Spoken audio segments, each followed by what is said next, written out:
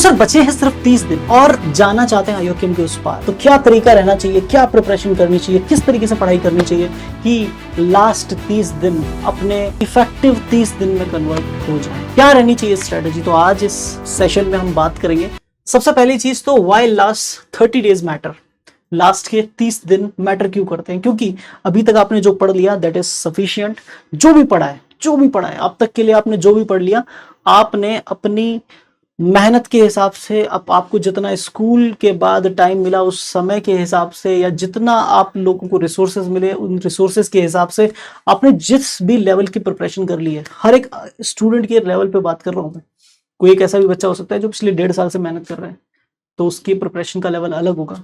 तो कोई बच्चा ऐसा भी हो सकता है जिसको 1.5 महीने पहले ही पता चला है कि आईओक्यूएम में नाम का एक एग्जाम भी होता है और वो प्रिपेयर कर रहा है, तो उसकी प्रिपरेशन का लेवल अलग होगा। तो आपने जितनी भी प्रिपरेशन अब तक कर ली है, अब लास्ट के 30 डेज में क्या करना है। तो पहली चीज, कॉन्सेप्ट्स आपने ऑलरेडी पढ़ लिए हैं, ठीक है। रिवीजन और पीवाईक्यू ये सबसे मेन चीज रहने वाली है, ठीक है। और उससे भी ज्यादा इंपॉर्टेंट रहने वाला है मॉक टेस्ट का एनालिसिस। मॉक टेस्ट, ज्यादा से ज्यादा मॉक टेस्ट देने भाई। जितने ज्यादा मॉक टेस्ट आप देंगे इस पूरे बचे हुए समय में, उतना ज्यादा आप ये जान पाएंगे कि कौन सा टॉपिक, कौन सा पर्टिकुलर सब टॉपिक या कौन सा किसी टॉपिक का पोर्शन ऐसा है जो आपने पढ़ तो लिया है लेकिन उसका एप्लीकेशन पार्ट अभी तक मिसिंग है। ये आपको पता चलेगा मॉक टेस्ट। तो मॉक टेस्ट देना बहुत जरूरी है और साथ में उसका एनालिसिस भी बहुत जरूरी है, ठीक है। और अब बात आती है कि मॉक टेस्ट देना है और मॉक टेस्ट का एनालिसिस ये कहां से हो पाएगा, तो इसके लिए भी मेरे पास जवाब है। बने रहिए सेशन में। अगली बात है कि फोर्थ जो चीज है, जो सबसे इंपॉर्टेंट पिलर है, वो है एग्जाम स्ट्रेटजी। एग्जाम की स्ट्रेटजी क्या रहनी चाहिए, वो सबसे इंपॉर्टेंट पार्ट है। क्योंकि आपने प्रिपरेशन बहुत अच्छी कर ली, पीवाईक्यू सॉल्व कर लिया, रिवीजन कर लिया, कॉन्सेप्ट सारे पढ़ लिए, मॉक टेस्ट दे लिए, सब कुछ कर लिया भाई। अब एग्जाम में क्या टेम्परामेंट रहना चाहिए, किस तरीके से एग्जाम में जो प्रेशर आने वाला है उसको आप डील करेंगे, वो सबसे इंपॉर्टेंट हो जाता है। एंड सिलेक्शन, अगर ये 4 पिलर्स बिल्कुल ठीक हैं तो ये रास्ता सीधा आपको सिलेक्शन पे लेके जाता है। तो बात करते हैं किस तरीके से आपकी प्रिपरेशन रहनी चाहिए। तो सबसे पहली बात तो मॉक टेस्ट। ज्यादा से ज्यादा टेस्ट कहां से दे सकते हैं आप, तो टेस्ट सीरीज आईओक्यूएम की आपके पास अवेलेबल है। अगर आप बैच के स्टूडेंट है तो 249 में आप टेस्ट सीरीज परचेज कर सकते हैं। उसमें आपको इतने सारे टेस्ट मिल जाते हैं। ये टेस्ट ऑलरेडी टेस्ट सीरीज में अपलोडेड है, ठीक है। टोटल 24 टेस्ट है और 249 10 रुपए से भी 10 रुपए के आसपास एक टेस्ट पड़ रहा है, ठीक है। That is quite good. हर एक टेस्ट बहुत ही अच्छे लेवल के क्वेश्चन कंसिस्ट करता है। अगर मैं बात करूं तो आईओक्यूएम प्री डिपार्चर कैंप आ गया है और आईओक्यूएम प्री डिपार्चर कैंप में 14 दिन लगातार इंटेंसिव आईओक्यूएम पीडीसी कैंप चलने वाला है, जो कि ऑफलाइन भी चल रहा होगा, साथ साथ में ऑनलाइन भी। आप लोग जहां पर भी आप लोग हैं वहां से आप आईओक्यूएम का ये प्री डिपार्चर कैंप का 14 दिन का जो इंटेंसिव फुल डे वर्कशॉप चलेगी, इस वर्कशॉप के अंदर आप क्या कर सकते हैं, पूरा जो भी क्लासेस हैं, जो भी टेस्ट कंडक्ट हो रहे हैं, वो सारी चीजें आप देख सकते हैं। टेस्ट में सारे टेस्ट आप दे सकते हैं। और सबसे खास बात, ये पीडीसी इतना इंपॉर्टेंट क्यों हो जाता है, क्योंकि हर दिन जैसे 14 डेज का कैंप है तो 14 के 14 डेज हर दिन एक टेस्ट हो रहा होगा, हर दिन एक एग्जाम हो रहा होगा, हर दिन एक टेस्ट हो रहा होगा। फुल सिलेबस आईओक्यूएम पैटर्न का टेस्ट, ठीक है। 30 क्वेश्चन 3 आवर्स, पूरा टाइमली आप उस पेपर को दे सकते हैं और साथ में डिस्कशन वाला पार्ट भी इंक्लूड होता है, ठीक है। तो सबसे इंपॉर्टेंट चीज ये है कि डेली टेस्ट इसमें है ना, practice, analyse, improve and repeat. Daily lecture होते हैं, 2 लेक्चर एटलीस्ट होते हैं, ठीक है ना। इन डेप्थ कॉन्सेप्ट वहां पे डिस्कस किए जाते हैं। इंटेंसिव प्रिपरेशन यहाँ पे आपको मिलती है, ठीक है। और सबसे खास बात, एक्सपर्ट्स के साथ आप बैठ करके डाउट डिस्कस कर सकते हैं अपने, ठीक है। कॉम्प्रिहेंसिव स्टडी मटेरियल यहाँ पे आपको मिलता है, डेली टेस्ट और एनालिसिस आपको यहाँ पे मिलता है। और ओलंपियाड के और भी ओलंपियाड के जो एक्सपर्ट्स हैं वो भी आपको वहां पे मिलते हैं, ठीक है। तो लाइक और भी ओलंपियाड से रिलेटेड आपको कुछ जानकारी वगैरह चाहिए या फुल सपोर्ट ओलंपियाड से रिलेटेड यहाँ पे आपको मिल जाता है।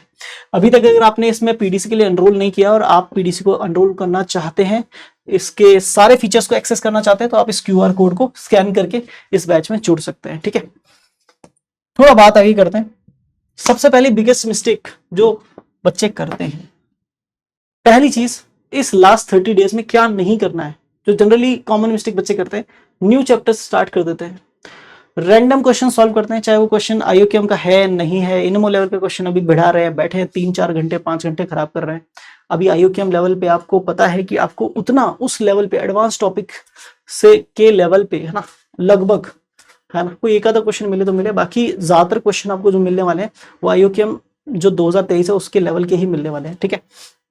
तो न्यू चैप्टर स्टार्ट करना अवॉइड करना है, रैंडम क्वेश्चन सॉल्व नहीं करने। जो आईयूकेएम लेवल के क्वेश्चंस हैं जो हमारे आईयूकेएम बूस्टर बैच में हम करवा रहे हैं या बाकी सारे बैचेस जो आईयूकेएम के हमारे चल रहे हैं उनमें जो हम करवा रहे हैं वो एक रिलेवेंट, मोस्ट रिलेवेंट क्या है, एक क्वेश्चन पैटर्न्स है, ठीक है, मोस्ट रिलेवेंट है, ठीक है। तो आप वो टाइप के क्वेश्चन सॉल्व करें। इग्नोरिंग पीवाईक्यूज एक सबसे बड़ा गलत डिसीजन हो सकता है। पीवाईक्यूज को इग्नोर करना एक बहुत बड़ा गलत डिसीजन होगा। पीवाईक्यूज सारे करनी है।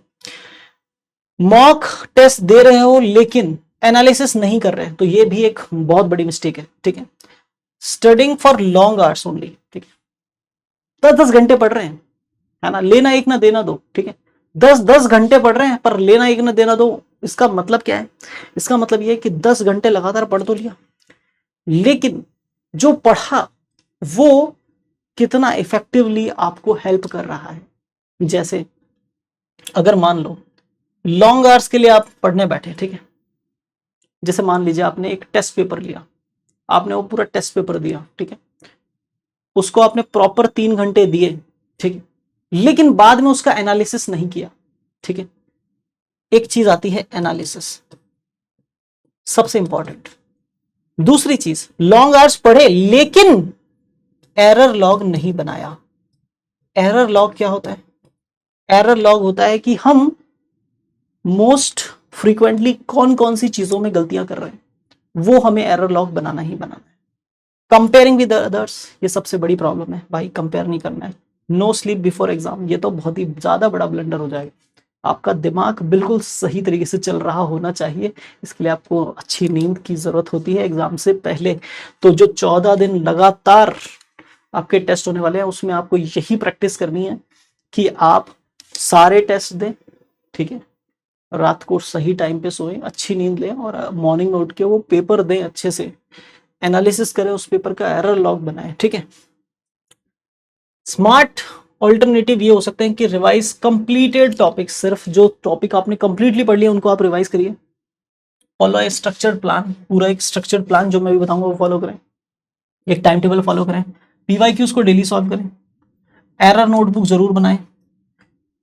क्वांटिटी प्रैक्टिस पे फोकस करें या क्वालिटी प्रैक्टिस पे फोकस करें, किस पे फोकस करें? एक बहुत बड़ा चैलेंज आ जाता है। जैसे मैं भी कई बार बूस्टर में क्वेश्चन सॉल्व करा रहा होता हूँ तो कुछ बच्चे कहते हैं सर आज तो सर 4 ही सवाल सॉल्व हुए हैं, आज तो सर 5 ही सवाल सॉल्व हुए हैं, सर हम तो 1.5 घंटे में 20 सवाल सॉल्व कर लेते हैं। अबे भाई 1.5 घंटे में तुम 20 सवाल सॉल्व तो कर लेते हो, लेकिन वो 20 सवाल कितने रिलेवेंट है, उनमें से कितने 2 मार्कर के हिसाब के हैं ये देखो आप। और मैं जो 4 क्वेश्चन क्लास में करा रहा हूँ या राजीव सर जो क्वेश्चन 5 क्वेश्चन क्लास में करा रहे हैं या विवेक सर जो क्वेश्चन करा रहे हैं वो क्वेश्चन में कितने 5 मार्कर ये देखो आप, ठीक है। तो मेन चीज ये है कि आपको ये समझने की जरूरत है कि कितने मोस्ट फ्रीक्वेंट, है ना, वैसे क्वेश्चन एग्जाम में देखने को मिलते हैं, उस टाइप के क्वेश्चन सॉल्व करने की जरूरत है। प्रोग्रेस को ट्रैक करना सबसे जरूरी है और हेल्थ का ध्यान पूरा रखना है और पूरी तरीके से रेस्ट करके, है ना, एग्जाम में अपीयर होना है, ठीक है। लाइक ऐसा नहीं होना चाहिए कि नींद आ रही है एग्जाम में, ठीक है। डेली टाइम टेबल है, मैंने एक छोटा सा टाइम टेबल बनाया है, ठीक है, जिसको आप फॉलो करना चाहें तो that is well and good, ठीक है। मैं बिलीव करता हूँ कि 9 बजे बाद में आपको सो जाना चाहिए रात को, ठीक है, और सुबह 4-4:30 बजे आप उठ जाइए, ठीक है ना, और 4 से 7 तक आप ये 3 काम कंप्लीट कर लीजिए। फॉर्मूला नोट्स रिवीजन आधे घंटे में करिए जो भी आपको रिवाइज करना है। 5 से 6 नंबर थ्योरी या अलजेब्रा सॉल्व करिए और 6 से 7 ज्योमेट्री या कॉम्बिनेटरिक्स के क्वेश्चन सॉल्व करिए टॉपिक वाइज, ठीक है। 7 बजे से 3 बजे तक आप स्कूल कोचिंग जो भी लाइक जहां भी आप एंगेज हैं, that is totally up to you. मैंने 3 से 5 का 2 घंटे का टाइम आपका खेलने का, है ना, सोने का, सब स्कूल का होमवर्क सब हटा दिया। 5 से 4:30 आप पीवाईक्यू सॉल्व करिए। 7 से 8 आप एरर लॉग का रिवीजन करिए, क्या क्या गलती आप कर रहे हैं उसको रिवाइज करिए। 8 से 9 बजे तक मिक्स्ड ओलंपियाड प्रॉब्लम सॉल्व करिए। उसके बाद आपको थोड़ा देर और सॉल्व करना है, वो आपकी मर्जी है। 9 बजे आप सो जाइए, सुबह 4:30 बजे उठ जाइए। सुबह फ्रेश माइंड से प्रॉब्लम सॉल्व करने बैठते हैं तो अच्छे अच्छे क्वेश्चन सॉल्व होते हैं। वीक वाइज अगर अपन प्लान देखें तो अभी 30 दिन में क्या स्ट्रेटेजी रहनी चाहिए? 4 हफ्ते आने वाले हैं। पहले हफ्ते में आप वीक कॉन्सेप्ट्स को कंप्लीट करिए, नोट्स को रिवाइज कीजिए और इजी और मीडियम यानी इजी और मॉडरेट प्रॉब्लम सॉल्व करिए। सेकंड वीक में आप मिक्स टॉपिक की प्रैक्टिस करिए टाइम्ड सेक्शंस में क्वेश्चन सॉल्व करिए, स्पीड बिल्ड करने का ट्राई कीजिए, ठीक है, एक्यूरेसी के साथ। वीक 3 में आप प्रीवियस ईयर पेपर सॉल्व करिए, 2 से 3 मॉक टेस्ट दीजिए कम से कम, ज्यादा भी दे सकते हैं। एरर एनालिसिस भी करिए, सबसे इंपॉर्टेंट।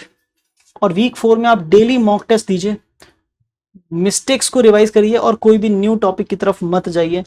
लास्ट वीक में अगर देखा जाए टॉपिक्स प्रायोरिटी पे जो है, नंबर थ्योरी की ये टॉपिक, ज्योमेट्री के ये, अलजेब्रा के ये और कॉम्बी के ये टॉपिक्स रिवाइज करने ही करने हैं, ये इंपॉर्टेंट है।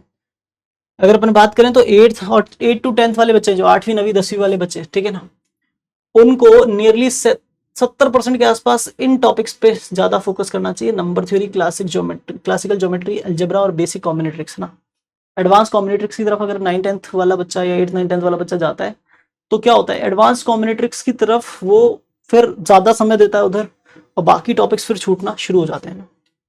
11th-12th वाले बच्चे के लिए सबसे बेस्ट हो जाएगा advance number theory, inequalities, functional equation, थोड़ा एडवांस ज्योमेट्री, कॉम्बिनेट्रिक्स, आर्ग्यूमेंट और डिफिकल्ट मिक्स प्रॉब्लम सॉल्व करिए। फंक्शनल इक्वेशन के अंदर आप बहुत ज्यादा टाइम मत दीजिए, ठीक है ना। फंक्शनल इक्वेशन का अगर देखा जाए तो क्वेश्चन आरएमओ इनमो में बहुत अच्छा देखने को मिलता है। आईयूक्यूएम लेवल पे अगर देखा जाए तो पिछले 2-3 साल में फंक्शनल इक्वेशन का बहुत ही ज्यादा भयंकर सवाल नहीं है। बेसिक लेवल पे आप फंक्शनल इक्वेशन सॉल्व करना सीखिए, मतलब छोटे छोटे फंक्शनल इक्वेशन को सॉल्व कैसे करते हैं वो सीखिए आप। पॉलिनोमियल से रिलेटेड क्वेश्चन कई बार, है ना, देखने को मिल जाता है एक आधा, ठीक है। तो फंक्शनल इक्वेशन प्लस पॉलिनोमियल से ना। पीवाईक्यूज की स्ट्रेटेजी क्या रहनी चाहिए कि एटलीस्ट आप ये 5 साल के पीवाईक्यूज जरूर सॉल्व करिए एटलीस्ट, हाँ। और पुराने पीआरएमओ के तगड़े सवाल जो है वो भी सॉल्व करनी है। फॉर एवरी पेपर आपको एग्जाम कंडीशन में सॉल्व करना है, ठीक है। Don't check solution immediately. 20 से 25 मिनट डिफिकल्ट क्वेश्चन को आप जरूर दें और एरर नोटबुक जरूर बनाएं। मॉक टेस्ट के लिए स्ट्रेटेजी क्या होनी चाहिए लास्ट 15 दिन के लिए? 6 से 8 full length mock test at least मैं तो 20 मॉक टेस्ट के लिए बोलता हूँ, कम से कम 20 मॉक टेस्ट दो, ठीक। 6 से 8 तो देने ही देने हैं। कोई बच्चा जिसने 1.5 महीने पहले प्रिपरेशन शुरू की है उसको भी 6 से 8 मॉक टेस्ट तो कम से कम देने हैं, ये एटलीस्ट है ना, मिनिमम है। Same timing as the actual time, try करिए कि मॉक टेस्ट का टाइमिंग वही रखें जो एक्चुअल टेस्ट का टाइमिंग है, ठीक है। एनालाइज एवरी मिस्टेक, हर एक मिस्टेक को एनालाइज जरूर करिए। Improve accuracy rather than attempting more question, कम करिए लेकिन वो क्वेश्चन सही करिए। ज्यादा क्वेश्चन करके और बीच में, है ना, सिली मिस्टेक करके पूरी मेहनत बर्बाद करने से अच्छा है जितनी भी मेहनत कर रहे हैं उससे सही आंसर निकालने की कोशिश करिए, ठीक है। सिली मिस्टेक का गुंजाइश कम से कम रखिए। फाइनल 7 डेज में आपको क्या करना है? 7 से 5 दिन जब बचे हों तब पीवाईक्यू और एरर नोटबुक पे ज्यादा काम करें। 4 से 3 दिन जब बचे हों तो वीक टॉपिक्स पे थोड़ा सा आप रिवीजन देख सकते हैं, थोड़ा बहुत। और डे 2 जो होगा, लास्ट डे 2 उस पे, है ना, फाइनल एक लास्ट मॉक टेस्ट दे दीजिएगा। और लास्ट डे जो होगा ना कि भाई अब कल एग्जाम है तो आज क्या करें, तो फॉर्मूला रिवीजन, है ना, थोड़ी लाइट प्रैक्टिस और गुड स्लीप, अच्छे से सोना है। एग्जाम डे के लिए टिप्स, सबसे इंपॉर्टेंट टिप है भाई, इजी क्वेश्चन को सबसे पहले सॉल्व करना है। किसी भी क्वेश्चन में 8 मिनट से ज्यादा स्टक नहीं होना है, ठीक है। अगर कोई ज्यादा लीड नहीं बन रही है, 8 मिनट लगा दिए हैं और वो क्वेश्चन में कोई खास लीड नहीं मिल रही है, कुछ आगे बढ़त नहीं बना पा रहे, छोड़ के आगे बढ़िए। Accuracy is more important than attempts, ठीक है। 30 के 30 अटेम्प्ट करने चले गए, है ना, पता चला हर एक क्वेश्चन में किसी एक पर्टिकुलर क्वेश्चन में 1 मिनट और दे तो सही हो जाता। जल्दीबाजी में बिना कैलकुलेशन किया कोई आंसर मार्क करके आगे बढ़ गए तो गलती हो जाएगी। स्टे काम, कोशिश करिए और ट्रस्ट योर प्रिपरेशन, सबसे इंपॉर्टेंट पार्ट है। अपनी प्रिपरेशन पे भरोसा जरूर रखिए क्योंकि वही है जो आपको आगे विनर बनाएगा। Correct to be updated olympiad वाला का आप एक इंस्टा चैनल भी ज्वाइन कर सकते हैं, टीजी चैनल भी ज्वाइन कर सकते हैं और व्हाट्सएप चैनल भी ज्वाइन कर सकते हैं इफ रिक्वायर्ड, क्योंकि यहाँ पर बहुत सारी अपडेट्स आती रहती हैं, है ना। अपडेट्स रिगार्डिंग अगर मान लीजिए जैसे लास्ट ईयर क्या हुआ था कि, है ना, कुछ पर्टिकुलर रीजन के ओलंपियाड आईयूक्यूएम का एग्जाम जो था उसकी डेट चेंज हो गई थी। क्यों चेंज हो गई थी? क्योंकि फ्लड कंडीशन की वजह से वहां पर डेट चेंज हो गई थी, ठीक है ना। बाकी सारे बच्चों का 7 सितंबर को एग्जाम हुआ था और उस पर्टिकुलर रीजन में 28 सितंबर को एग्जाम हुआ था। तो लास्ट ईयर ऐसा हुआ था। इस साल आपका एग्जाम 6 सितंबर को है, बट अगर ऐसा कुछ होता है तो इन कम्युनिटीज पे आपको कम्युनिकेशन पहुंचा दिया जाएगा, ठीक है। इस सेशन में इतना ही। अगर आपको कोई और डाउट आपके मन में अपनी प्रिपरेशन को लेकर के या कुछ और गाइडेंस की रिक्वायरमेंट है, इसी वीडियो के कमेंट सेक्शन में जाके अपना कमेंट लिखिए, बताइए आपको किस टाइप की गाइडेंस चाहिए, है ना, किस पर्टिकुलर टॉपिक पर आपको गाइडेंस की रिक्वायरमेंट है, ताकि आपका IOKM का रिजल्ट और अच्छा हो सके। Thanks to everyone, thank you, have a nice day, will meet again.